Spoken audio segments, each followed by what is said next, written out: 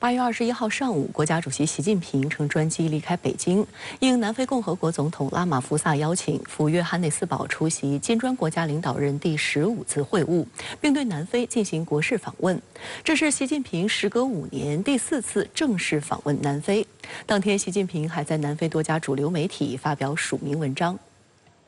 国家主席习近平在南非《星报》、《开普时报》、《水星报》和南非独立媒体网站发表题为“让中南友好合作的巨轮扬帆远航”的署名文章。习近平表示，建交25年来，中南关系实现从伙伴关系、战略伙伴关系到全面战略伙伴关系的跨越式发展，成为发展中国家最具活力的双边关系之一。中南关系已经步入黄金时代，前景光明，未来可期。习近平强调，站在新的历史起点上，中南关系已经超越双边范畴，具有越来越重要的全球影响。中南要做志同道合的同行者，团结合作的引领者，中非友好的传承者，共同利益的捍卫者。习近平表示，我这次来到南非的另一项重要议程是出席金砖国家领导人会晤，这是金砖峰会第3次走进非洲这片充满活力和希望的大陆。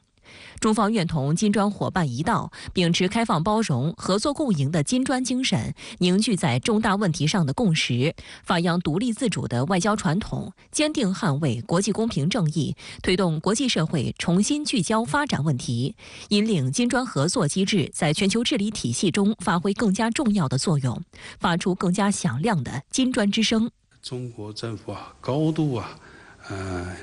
重视与南非的关系。南非在非洲国家当中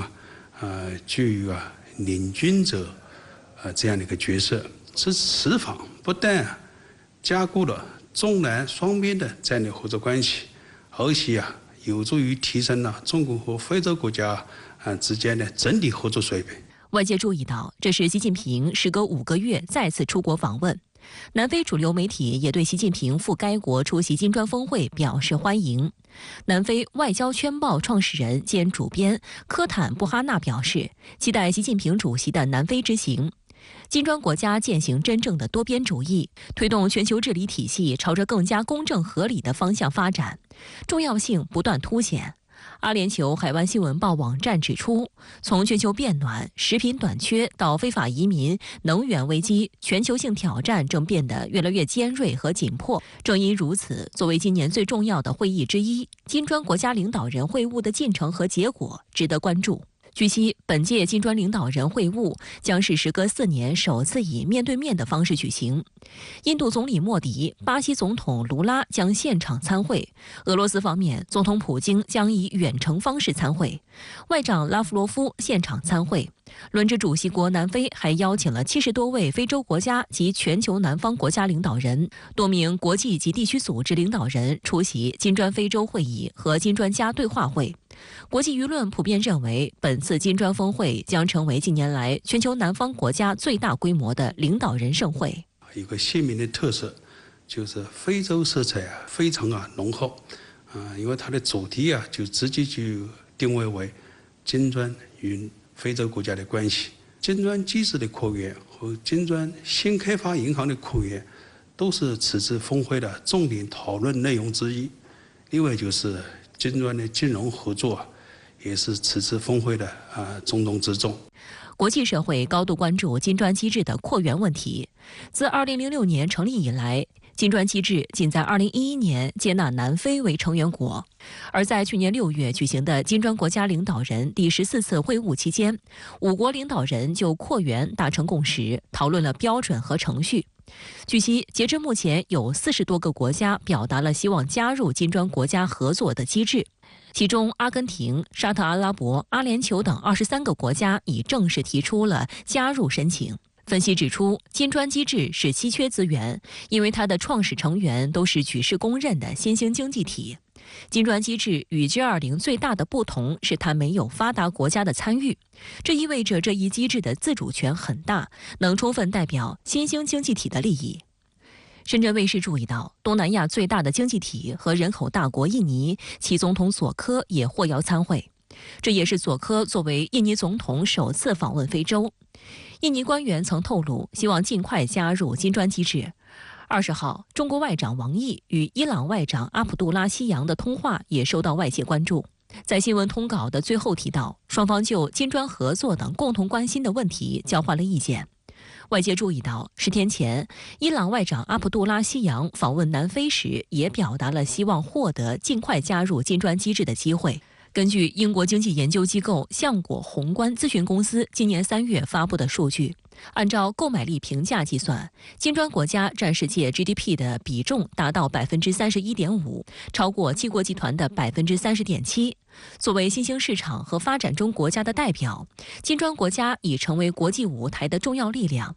如果扩员，金砖国家在全球经济中所占分量将进一步上升。Right, this is a new development for BRICS because I would like to see the strengthening of the existing multilateral system with more influence for developing countries. 它是开放性的、包容性的多边合作机制，